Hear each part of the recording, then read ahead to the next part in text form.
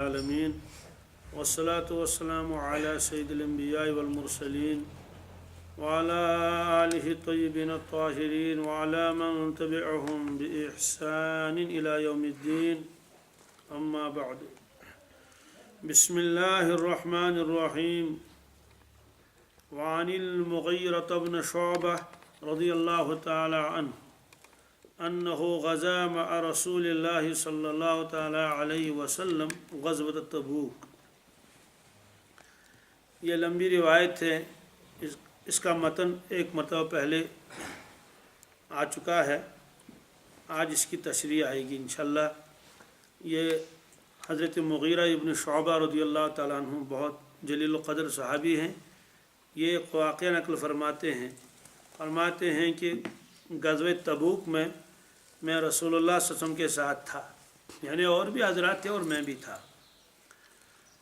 تو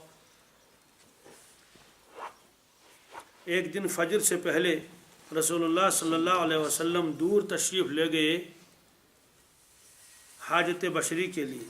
فتبرز رسول اللہ صلی اللہ تعالی علیہ وسلم قبل الغائط، تشریف لے گئے، فجر سے پہلے کا واقعہ ہے۔ فحملت معه اداوة، تو میں آپ کے ساتھ گیا اور میں نے ایک پانی کا برتن ساتھ لے لیا۔ اداوتن سے مراد پانی کا برتن، وہ لکڑی، وہ اس کا مٹی کا بھی ہو سکتا ہے، اور عام طور سے یہ حضرات جو ہے وہ مشکیزیں لیتے تھے چھوٹے چھوٹے۔ بہرحال میں ایک برتن لے کر گیا، چھاگل لے کر گیا فجر سے پہلے۔ فلما رجع، جب آپ واپس تشریف لائے، یعنی دور تک میں بھی گیا، اس کے بعد آپ آگے تشریف لے گئے، جب آپ واپس تشریف لائے اور آپ نے وضو بنانا شروع کر لیا۔ فلما رجع اخذت احریق علی یدیہ من الاداوۃ، تو وہ جو برتن میرے ساتھ تھا تو میں نے اس برتن سے حضرت کے اوپر جو ہے وہ دست مبارک اور پانی ڈالنا شروع کر دیا، اور آپ نے وضو بنانا شروع کر دیا۔ تو میں پانی ڈالتا رہا علی یدیہ، فغسل یدیہ ووجہہ، آپ نے دست مبارک دھو لیے، اس کے بعد چہرہ مبارک دھو لیا۔ کلی کا تذکرہ اور مسواک کا تذکرہ اور ناک میں پانی چڑھانے کا تذکرہ راوی نے چھوڑ دیا، کیونکہ راوی کو اصل میں آگے الگ بات بتانی تھی، اس لیے انہوں نے تفصیلات وضو کی نہیں بتا دی کہ آپ نے 3 مرتبہ دست مبارک کو صاف کر لیا، پھر آپ نے کلی فرمائی، پھر آپ نے مسواک کیا، پھر مسواک کی، یہ سب تفصیلات انہوں نے نہیں بتائی، کیونکہ اصل دوسرا مسئلہ ان کو بتانا تھا۔ فرماتے ہیں کہ آپ نے چہرہ مبارک دھو لیا، تو وعلیہ جبۃ من صوف، کہ حضرت کے اوپر اس وقت ایک اونی جبہ تھا، آپ اونی جبہ پہنے ہوئے تھے۔ تو جب آپ نے چہرہ مبارک دھو لیا، اس کے بعد آپ اپنے دست مبارک دھونے کا ارادہ کیا۔ ذهب يحسر عن ذراعه فذاق کم الجبۃ، آپ نے پھر اس کے آستین کو چڑھانا شروع کر دیا تاکہ اس کے آستین آگے چڑھ لیں، لیکن وہ تنگ ہو گیا، آپ آستین پوری چڑھا نہیں سکے۔ تو جب دیکھا کہ آستین پوری نہیں چڑھ رہی ہے، تو پھر آپ نے کیا کیا، آپ نے اپنے دست مبارک کو اس کے آستین سے نکال لیا، ایسے نکال لیا، چونکہ جبہ جو ہے سامنے تو وہ کٹا ہوا ہے، علیحدہ ہے، ہمارے فیرن کی طرح تو ہے ہی نہیں، بلکہ وہ سامنے سے نیچے تک کٹا ہوا ہے۔ بعض مرتبہ اس میں بٹن لگے رہتے تھے نیچے تک، بعض مرتبہ اور چیزیں ہوتی تھی، اور کبھی کبھار ایسے ہی رسی بھی رہتی تھی اس میں، جس سے وہ کیا ہوتا تھا، بند ہوتا تھا۔ تو جبہ مبارک آپ پہنے ہوئے تھے، جب دیکھا کہ اس کے جو ہے وہ آستین اوپر کو چڑھ نہیں رہے ہیں، تو آپ نے نکال لیے دونوں دست مبارک، اور جبے کو یوں نکال کے اپنے کندھے مبارک پر یوں ڈال دیا، یعنی رہا تو وہیں کندھوں پر ہی، کندھے مبارک پر ہی رہا، تو انہیں باہر نکال کے الگ کو نہیں رکھ دیا، بس وہیں رکھ دیا، صرف اپنے دست مبارک ادھر سے اندر سے نکال لیے۔ تو اس کے بعد آپ نے اپنے دونوں دست مبارک کو دھو لیا۔ وَأَلْقَى الْجُبَّةَ عَلَى مَنْكِبَيْهِ فَغَسَلَ ذِرَاعَيْهِ، کون سمیت آپ نے دھو لیا۔ ثُمَّ مَسَحَ بِنَاصِيَتِهِ، پھر اس کے اوپر، اس کے بعد آپ نے اپنے ناسیہ، سامنے والے حصے پر مسح کیا، اس کو ناسیہ کہتے ہیں، کیونکہ سر مبارک پر امامہ تھا، تو ایسے آپ نے تھوڑا سا امامہ کو پیچھے کھسکا دیا، یوں کر لیا، اور سامنے والے حصے پر آپ نے مسح کیا۔ وعلی الامامۃ، اور اس کے بعد آپ نے امامہ کو ایسے کیا، یہ۔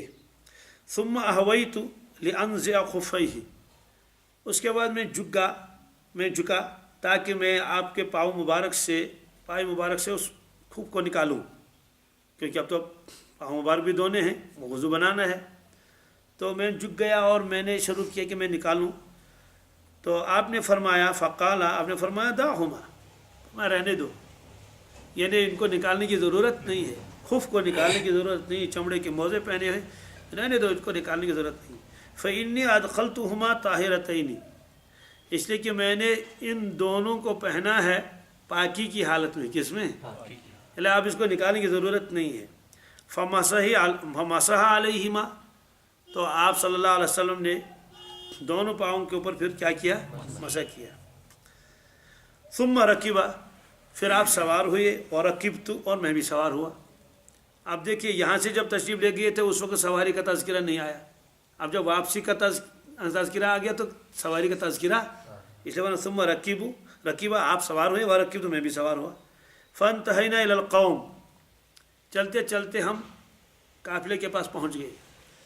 تو وقت قاموا الی الصلاۃ، وہ نماز کے لیے کھڑے ہو چکے تھے. سوال انتظار کیوں نہیں کیا؟ کھڑے کیوں ہو گئے تھے؟ جب رسول اللہ صلی اللہ علیہ وسلم مدینہ طیبہ میں ہوتے تھے تو مسجد نبوی میں صحابہ کرام آتے تھے، سنت وغیرہ جو بھی ہو، نفل کا جو موقع ہو، پڑھنے کے بعد انتظار میں رہتے تھے. کوئی آج کی طرح گھڑی نہیں تھی کہ بھائی جو ہے اتنے بجے جو ہے نماز ہوگی، ایسا نہیں، بلکہ آپ تشریف لاتے تھے نا اس وقت جماعت کھڑی ہوتی تھی. تو کبھی کبھی عشاء کی نماز بہت دیر سے پڑھتے تھے. ایک مرتبہ عشاء میں آپ تشریف ہی نہیں لائے، یہاں تک کہ صحابہ کرام کو نیند آنے لگی، کیونکہ تھکے ہوئے تھے، نیند آنے لگی یوں. تو اب کسی کی ہمت بھی نہیں ہے کہ حضرت کو عرض کریں حضرت نماز پڑھا دیجئے.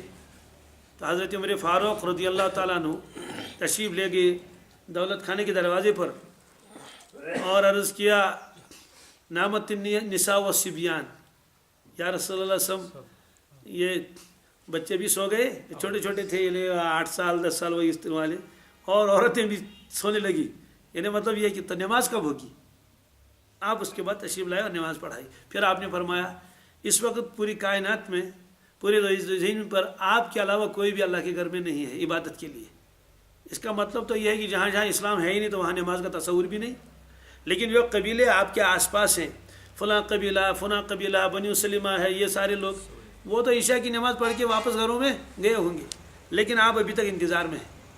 پھر آپ نے فرمایا کہ میرا جی چاہتا ہے کہ ہمیشہ عشاء کی نماز اسی وقت پڑھایا کروں، لولا ان اشق علی امتی، لیکن مجھے اس میں اپنے امت کے اوپر مشقت کا اندیشہ ہے. ورنہ جی تو یہی چاہتا ہے کہ رات کے ایک حصہ گزر جائے، رات کے کل 3 حصے کر لیں تو پہلے والا جو ایک حصہ گزر جائے گا، تیسرا والا حصہ اس میں نماز پڑھا دوں. تو بہرحال آپ دیر سے تشریف لائے تو وہاں کوئی وقت نہیں تھا. اسی لیے کبھی کبھی ایسا ہوتا تھا کہ ایک شخص جو کھانا سامنے لایا اور ادھر سے اقامت ہو گئی. کیا ہو گئی؟ اقامت ہو گئی، نماز کھڑی ہوگی. آپ نے فرمایا کہ کھانا کھا لو، نماز بعد میں پڑھ لینا. جب تک آدمی کو وہ سارا ماحول ذہنوں میں نہ ہو وہ حدیث پاک کا مطلب سمجھے گا ہی نہیں. اب روایت تو صاف ہے کہ کھانا کھا لو، نماز پر جماعت پڑھنے کی ضرورت. لیکن مسئلہ یہ ہے 1:30 بجے جماعت ہے آج مسجد میں، گھڑیاں لگی ہوئی ہیں، ہر انسان کے پاس وقت معلوم ہے، یہ بھی معلوم ہے کہ 1:15 بجے 1 بجے مثلا اذان ہوتی ہے، مجھے وضو میں اتنا وقت لگتا ہے. تو کون سا عقل مند ایسا ہوگا کہ وہ 1:25 پر کھانا سامنے لائے اور کہے گا جناب حدیث پاک میں تو ہے پہلے اپنی ضرورت پوری کر لو پھر نماز پڑھ لو، یا ایسے عشاء کا وقت متعین ہے. تو کون شخص ایسا ہوگا جو عشاء کے وقت جو ہے وہ کہے گا کہ جناب اسی وقت مثلا مسجد میں 8:30 بجے عشاء کی نماز ہے، فرض کر لیجئے، یا 8:45 بجے ہے، تو وہ اسی وقت کھانا لائے گا. کہنے کا جنہیں روایت میں ہے کہ جب کھانا سامنے آ جائے تو کھایا کرو. تو اس کو یہ دیکھنا ہے. اصل وجہ یہ ہے کہ صحابہ کرام جب مسجد میں جاتے تھے یہ فیصلہ ہی نہیں کر پاتے تھے کہ نماز فوراً ہوگی یا تھوڑی دیر کے بعد ہوگی، اس لیے کہ اللہ کے نبی صلی اللہ علیہ وسلم جب تشریف لائیں گے تبھی تو نماز پڑھائیں گے. تو اس میں آدمی فیصلہ نہیں کر پاتا تھا. اب ایک آدمی بھوکا ہے، کھانا سامنے لائے، ادھر سے اقامت ہو گئی، آپ نے فرمایا کھانا کھا لو، تمہیں ضرورت ہے کھا لو کھانا. تو لیکن آج کیا کرنا ہے؟ ظاہر سی بات ہے، یا تو آپ ایسے وقت میں کھانا کھا لیجئے عشاء سے پہلے کھا لیجئے، لیکن آپ ایسا کھا لیجئے تاکہ آپ کو جماعت بھی مل جائے، یا یہ ہے کہ عشاء کے بعد کھا لیجئے. تو اس کا مطلب تو یہ نہیں ہے کہ جناب جو ہے وہ عین نماز کے موقع پر ہم کھانا کھانا شروع کر دیں، اور اگر کوئی کہے جناب آپ نے نماز کیوں چھوڑ دی، جماعت کیوں چھوڑ دی، وہ کہے گا جناب روایت میں تو ہے میرے سامنے گھر والے اسی وقت کھانا لائے۔ نہیں، ہم کو تو ایسا نظام بنانا چاہیے اپنے کھانے کا وغیرہ کا، اگر بھوک ہے تو نماز سے پہلے کھا لیں تاکہ کھانا بھی کھا سکیں اور جماعت بھی مل جائے، اور اگر بھوک کا ایسا تقاضا نہیں ہے تو نماز پڑھ لیں گے، اطمینان کے ساتھ نماز ہو گئی، جماعت ہو گئی، اس کے بعد کھانا کھا لیں گے۔ تو آج تو بالکل جو ہے وہ اس طرح کی بات نہیں ہے۔ تو ایسا ہی یہاں ہوا۔ سفر میں کیا ہوتا تھا؟ سفر میں یہ اندازہ نہیں ہوتا تھا کہ اللہ کے نبی صلی اللہ علیہ وسلم کا انتظار کرنا ہے یا نہیں کرنا ہے۔ کیوں؟ اس لیے قافلے بڑے ہیں، تو آپ جب نہیں تشریف لائے، تھوڑی دیر ہو گئی، تو صحابہ کرام نے آپس میں مشورہ کر لیا کہ نماز تو پڑھنی چاہیے۔ نماز تو اس لیے نہیں کہ دیر ہو رہی ہے، نہیں، ابھی تو وقت تھا، اس لیے کہ شاید اللہ کے نبی صلی اللہ علیہ وسلم وہی نماز پڑھیں گے، کیونکہ اور بھی صحابہ بھی تھے، تو ہم یہاں ایک جماعت کر لیں گے، حضرت نے تو وہاں جماعت کر لی ہوگی۔ تو جب دیر ہو گئی، آپ تشریف نہیں لائے، اس لیے صحابہ کرام کھڑے ہو گئے اور جماعت پڑھ لی۔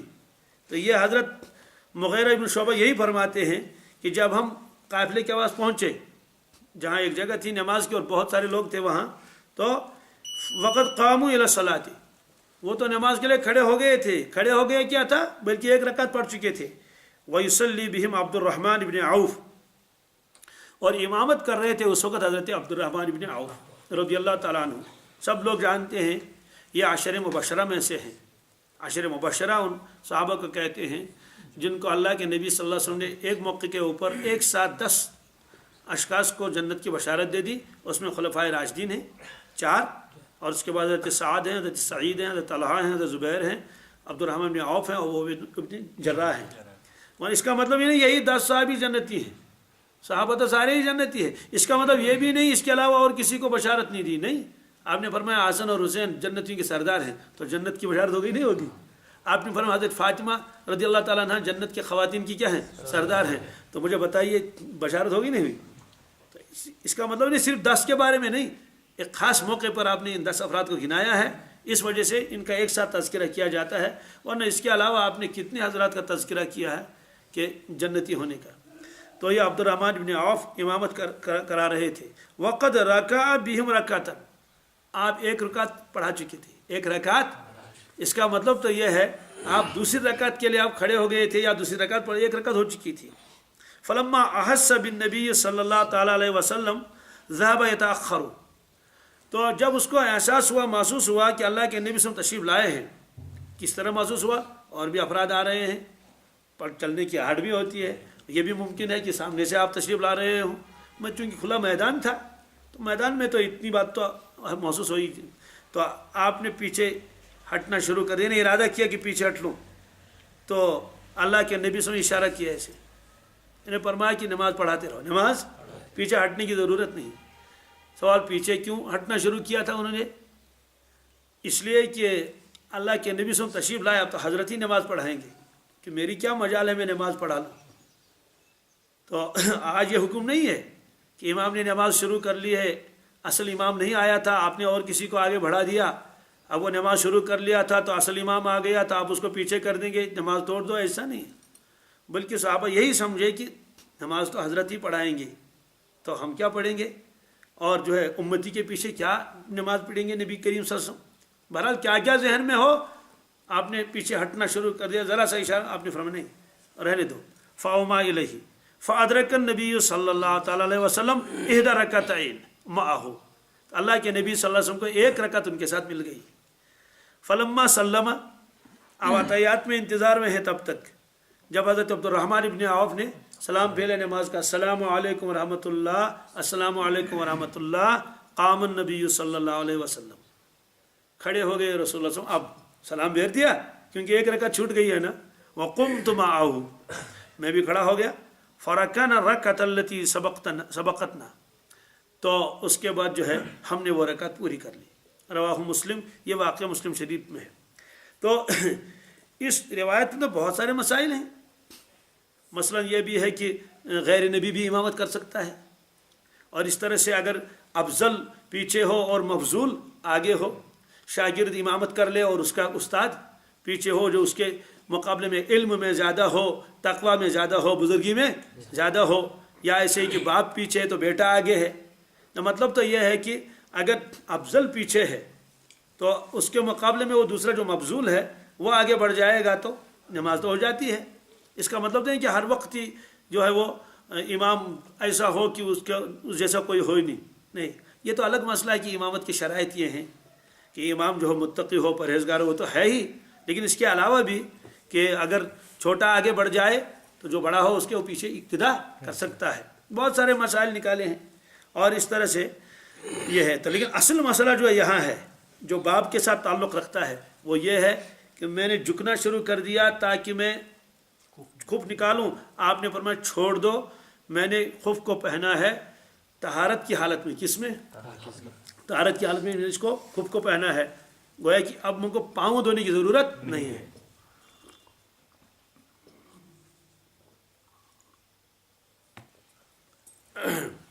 اب مسئلہ ہے کہ موضوع پر مسح کب کریں گے، یعنی خف کے اوپر مسح کب کریں گے، اس کے لیے شرائط ہیں.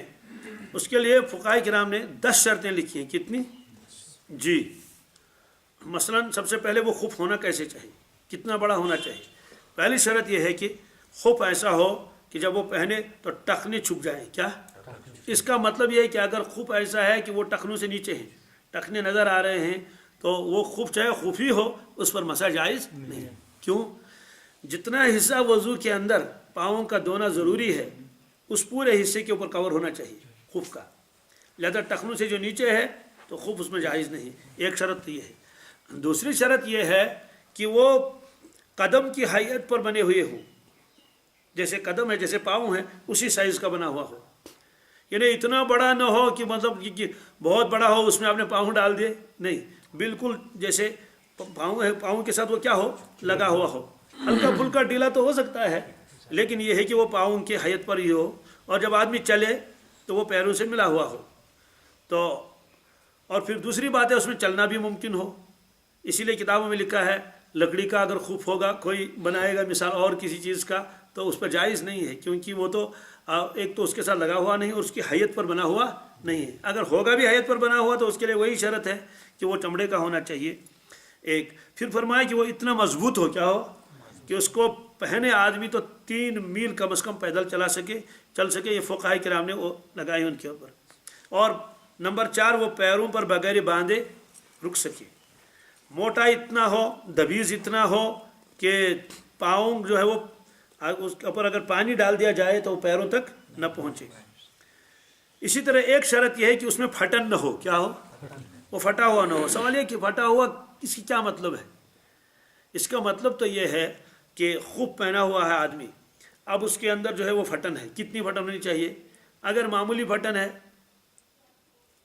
پاؤں کی جو چھوٹی انگلی ہے پاؤں کی اس کے بقدر کہیں پھٹا ہوا اتنا سا سوراخ ہے، اتنا سا بس، وہ جو معنی نہیں ہے اس کی چل جائے گا.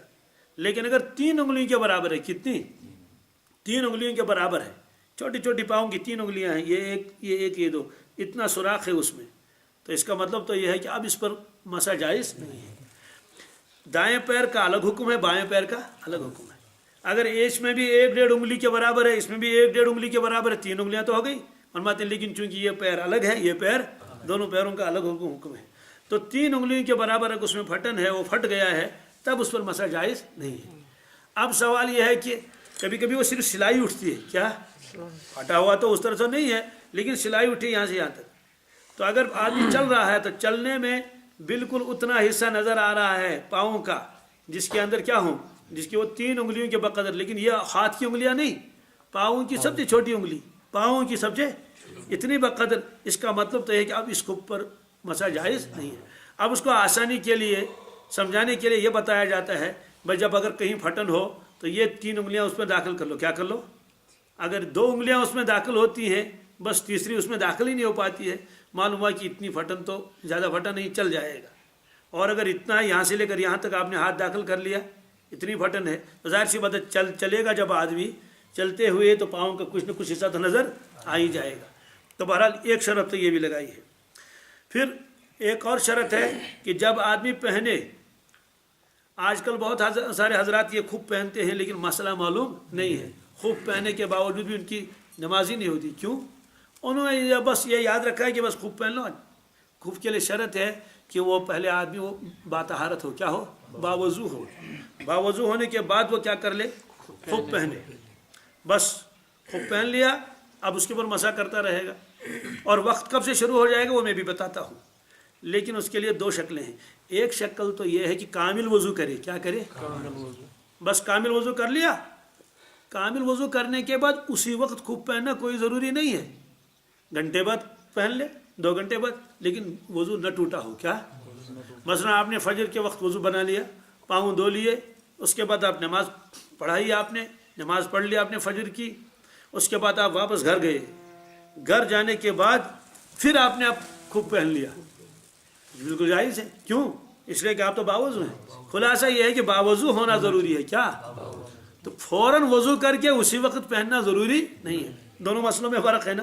بعض حضرات کے ذہن میں یہ ہوتا ہے ادھر وضو بنا لیا اور ادھر خوف پہن لیا. یہ کوئی حکم نہیں ہے، بلکہ بس باوضو ہونا چاہیے. پھر چاہے آدھا گھنٹے کے بعد آپ موزہ پہن لے، 1 گھنٹے کے بعد پہن لے، 2 گھنٹے کے بعد نہیں، بس لفظ باوضو ہونا چاہیے.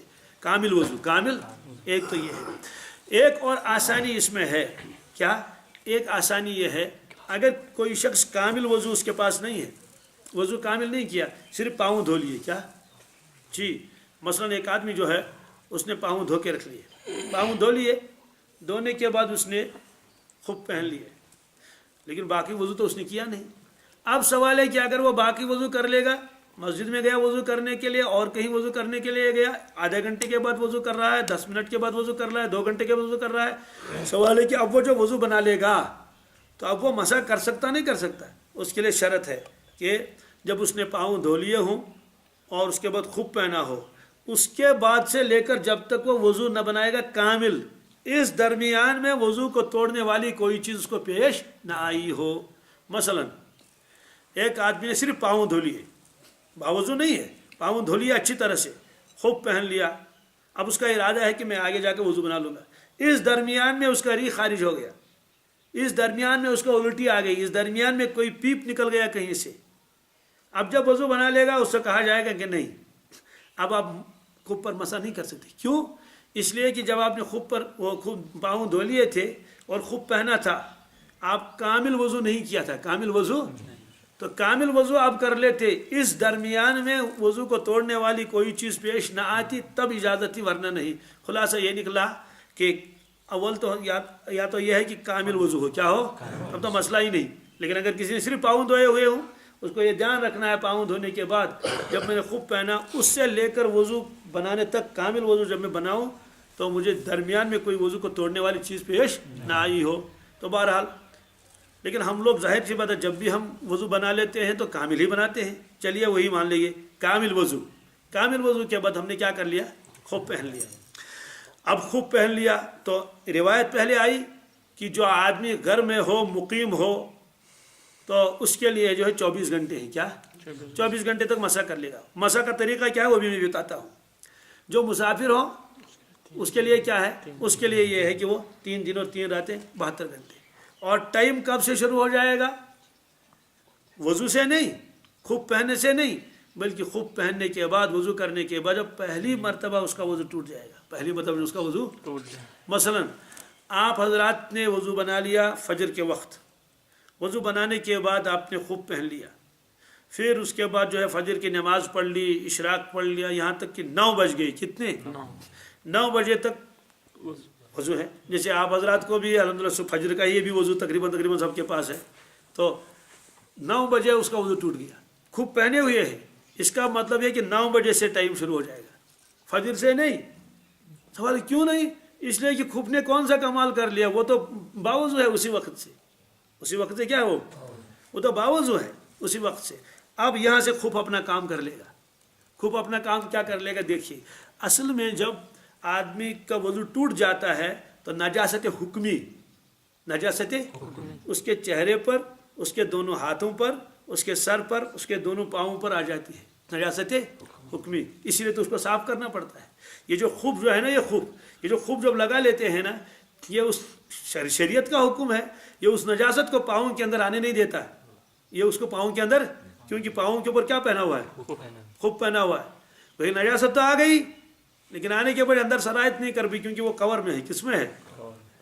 تو اب اس کے بعد کیا ہے، اب حکم شروع ہو جائے گا کہ اب خف کا کام شروع ہوا، اب خف کا کام شروع. اسے 9 بجے وضو ٹوٹا ہے تو اگلے دن 9 بجے تک آپ اس پر مسح کر سکتے ہیں. آپ کا 10 بجے وضو ٹوٹ گیا تو 10 بجے تک وہ کام دے دے گا. آپ کا 11 بجے وضو ٹوٹ گیا تو دوسرے دن 11 بجے تک آپ اس کے اوپر مسح کر سکتے ہیں. اب مسح کا طریقہ کیا ہے وہ ابھی آئے گا. تو یہ مسئلہ حل ہو گیا. اس میں بعض حضرات کیا کر لیتے ہیں، وہ جس وقت خف پہنتے ہیں تو اسی وقت سے وہ گھنٹے شروع کر لیتے ہیں 24 گھنٹے، حالانکہ ایسا حکم نہیں ہے. اچھا اگر کوئی مسافر ہے، آپ دلی گئے ہیں، آپ جموں گئے ہیں یا اور کہیں گئے ہیں، حج میں گئے ہیں، تو احرام کی حالت میں تو خف نہیں پہن سکتا آدمی. احرام کے علاوہ میں تو ظاہر سی بات ہے خف پہن سکتا ہے سردیوں میں. وہاں کیا وقت ہے، وہاں یہی ہے 72 گھنٹے. کتنے؟ 72 گھنٹے آپ نے خف پہن لیا، 72 گھنٹوں تک آپ اس کو کیا کر سکتے ہیں، مسح کر سکتے ہیں. یہ ہے. تو اسی طرح سے طہارت کاملہ پر پہنا ہوا ہو. اگر کسی نے تیمم کیا ہے، کیا ہے تیمم بھی تو ہے، تیمم کیا ہے تو تیمم کے اوپر کوئی آدمی خف پہننا چاہے پھر اس پر مسح کرے گا، اس کی اجازت نہیں ہے، اس کی اجازت نہیں. اچھا اگر اللہ تعالیٰ بچائے کسی کا پیر کٹا ہوا ہو، سامنے والا حصہ ہے نہیں، فقہاء کرام نے لکھا ہے کہ سامنے والے کم از کم 3 انگلیوں کے بقدر کیا پاؤں موجود ہونا چاہیے، تب وہ آدمی خف پہن سکتا ہے. اسے دنیا میں ایسی بہت ساری چیزیں ہیں. فقہاء کرام کے بھی مسئلہ لکھتے ہیں تو عقل حیران ہو جاتی ہے، فقہاء کرام نے یہ مسئلہ کیوں لکھا، یہ مسئلہ کیوں لکھا. فقہاء کرام کو اس سے بحث ہی نہیں ہے، یہ مسئلہ پیش آئے گا یا نہیں آئے گا وہ مسئلہ لکھیں گے. مثلا کتابوں میں لکھا ہے کہ اگر کوئی اعتکاف میں ہو تو اعتکاف کن کن چیزوں سے اس کا ٹوٹ جاتا ہے. اس میں لکھا ہے اگر کوئی ظالم اس کو زبردستی مسجد سے نکالے. کیا نکالے؟ پہلے زمانے میں تو یہ سمجھ میں نہیں آ رہا تھا، ظالم کیسے نکالے گا مسجد سے، سمجھ میں آتا تھا ظالم کیا اس کیڈس مشین میں، لیکن فقہاء کرام نے مسئلہ لکھا تھا. آج ہم لوگوں کو یہ مسئلہ سمجھنے میں کوئی دشواری نہیں ہے. آپ مجھے بتائیے جب کریک ڈاؤن ہوتا ہے تو کیا مسجد میں سے ان کو اعتکاف والوں کو نہیں نکالا جاتا ہے؟ آپ اس سے کہیں میں اعتکاف ہو کے وہ کیا ہوتا ہے، وہ تو نکالے گا. اب پتہ چلتا ہے کہ ہاں فقہاء کرام کی نظر کتنی کیا ہے، دور ہے. اللہ اکبر. مسئلہ لکھ دیا اگر کوئی ظالم کسی کو زبردستی مسجد سے نکالے تو اب اس کا وہ اعتکاف ٹوٹا یا نہیں ٹوٹا اس کو کیا کرنا ہے. حالانکہ ممکن ہے اس زمانے میں اس کی تو نوبت بھی نہ آئی ہو، لیکن آگے جا کر نوبت آ گئی. اب سبوں کے پیر تو برابر نہیں ہوں گے. میں نے بھی دیکھا بہت سارے لوگوں کو، اللہ تعالیٰ حفاظت فرمائے، پیر کٹے ہوئے ہیں. اس لیے فقہاء کرام نے لگا دیا کہ کم از کم پیر کا اتنا حصہ موجود ہونا ضروری ہے کہ سامنے والے طرف کو ایڑی تو بہرحال ہوگی ہی، سامنے والے کو کم از کم 3 انگل کے بقدر پاؤں کا موجود ہونا ضروری ہے، تب جا کے اس پر وہ کر لے گا. تو اب سوال ہے کہ مسح کیسے کریں گے اس کے اوپر. یہ مسئلہ بہت سمجھنا ہے، اس میں بڑی غلطی ہوتی ہے. کیا؟ ایک ہے کہ ایک آدمی کا پاؤں مثلا اللہ بچائے اس کا ٹوٹ گیا ہے پاؤں، گوڑشوس پیورمت. اب اس نے پاؤں کے اوپر کیا پلاسٹر چڑھایا ہے، کیا پلاسٹر چڑھایا اس کے اوپر، پاؤں کے اوپر پلاسٹر چڑھایا ہوا ہے. اب جب وہ وضو بنا لے گا اب پاؤں کے اوپر کیا کرے گا، مسح کرے گا. اس وقت پورے پاؤں کے اوپر ہاتھ پھیرنا ضروری ہے. اس مسئلے کو سمجھنا ہے. اس وقت کیا کرنا ہے، پورے پاؤں کے اوپر کیا کرنا ہے، ہاتھ پھیرنا ضروری ہے. کیوں؟ اسے کیوں تو مسح ہے، اصل تو پاؤں دھونا تھا، لیکن چونکہ وہ پلاسٹر چڑھا ہوا ہے یا ایسے بنڈیج کیا ہوا ہے تو جس حصے پر پورے پاؤں تو نیچے تلوے پر بھی ہاتھ پھیرنا پڑے گا اور دائیں طرف بھی بائیں طرف بھی اوپر کی سب پورے میں. یہ ہے جب جبیرہ اس کو کہتے ہیں عربی میں، جب اوپر سے پلاسٹر چڑھا ہوا ہو اور اسی طرح سے اور بنڈیج لگا ہوا ہو تو اس کا حکم الگ ہے. لیکن خف پہنا ہوا ہو، اب مسح کرنا ہے تو آدمی تلووں پر بھی مسح کر لے گا، دائیں طرف بھی مسح کرے گا، بائیں طرف بھی مسح کرے گا، پورے کو گھیر لے گا. یہ حکم نہیں ہے. یہ حکم جی یہ حکم تو ہے پٹی وٹی بندھی ہوئی ہے. جیسے کسی کے ہاتھ پر پٹی بندھی ہوئی ہے تو پٹی کے اوپر کیا کرنا پڑے گا، مسح کرنا پڑے گا پورے اس حصے میں جہاں جہاں تک پٹی بندھی ہوئی ہے. خف کا یہ حکم نہیں ہے. خف کے لیے کیا حکم ہے؟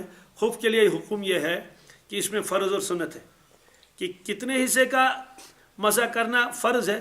3 انگلیوں کے بقدر. کیا؟ ہاتھ کی جو 3 انگلیاں ہیں، یہ 3 انگلیاں ہیں، یہ بس اتنا جس کا ایریا ہے یہ.